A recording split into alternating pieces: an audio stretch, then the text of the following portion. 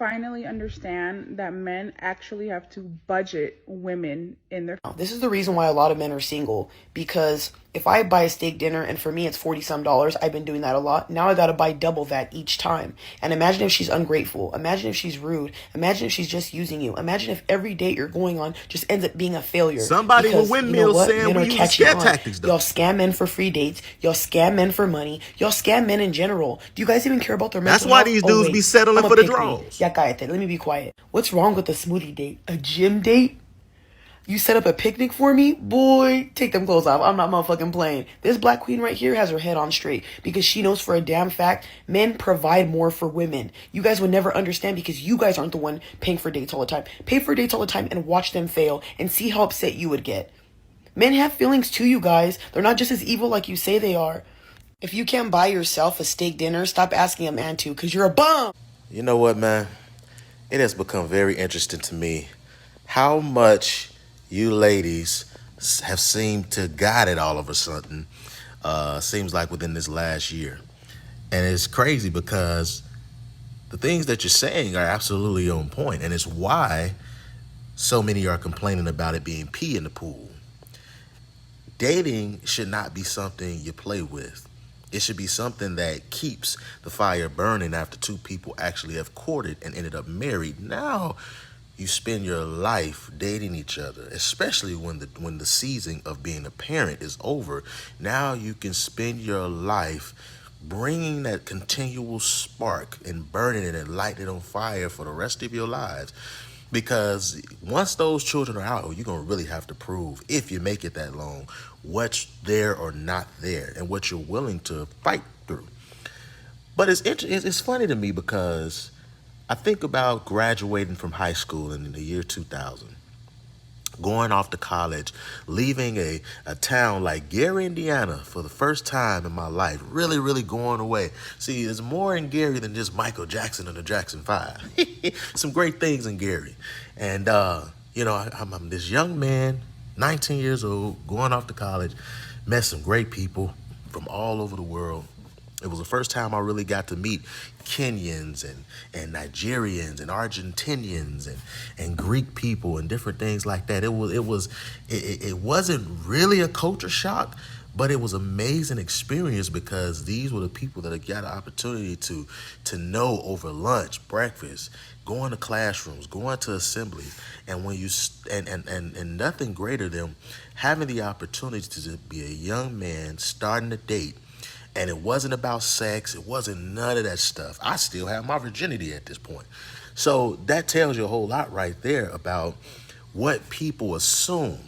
And I think about having my experience in college and coming back home at 21 and 22 and 23 and actually really, really, really getting out here and dating and seeing the foolishness and really, really seeing the foolishness. Now imagine yourself being a young man holding yourself and not being out here all wild with your raw oats in the streets, because we all just out here holes in these streets, just got all kind of women, right?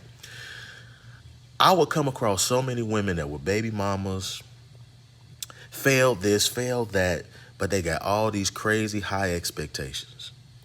And it became very clear to me. I was saying all the way back then, me and my brothers, my closest brothers I met in college and even grew up with in school, in church and different things like that. We'd have conversations where we would be cracking up and joking with each other about how now in this time when we're in our 40s, 20 years later, bruh, a lot of this stuff that y'all saying, we've been saying for years. You couldn't get it, but it's like, shout out to you for calling a lot of this stuff out, and especially shout out to the ones that are making these other women be accountable, having the guts to do that.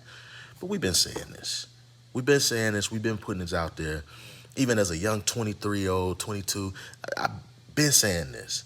And now as time slows down, like Michael Jordan's and the Kobe Bryant's of the world, who say as they came into their sports stardom, they came into their profession, everything was fast paced. They were young, they could fly to the gym, but by the time they got to the twilight of their career, everything started to slow down in slow motion.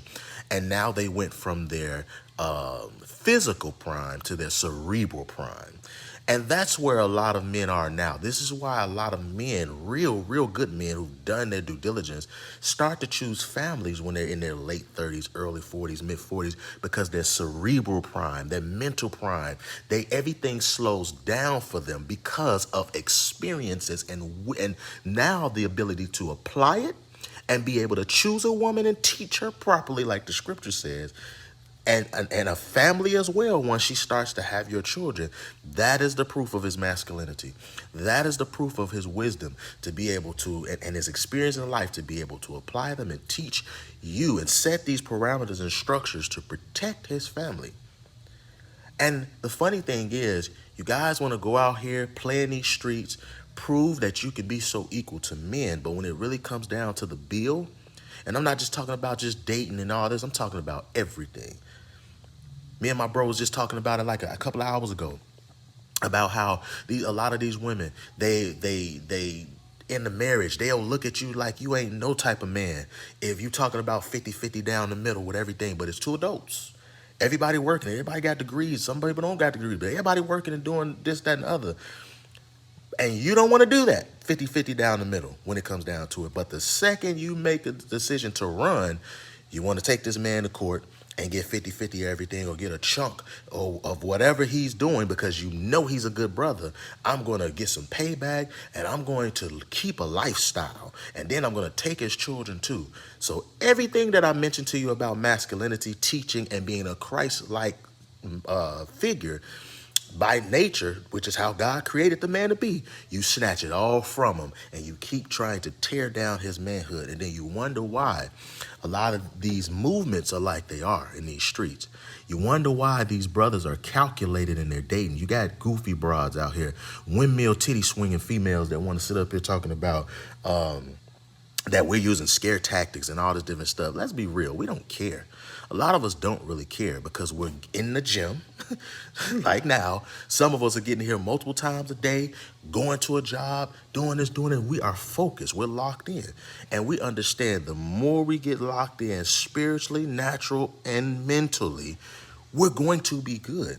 And the woman will come along the journey. We just have to make sure we find the journey.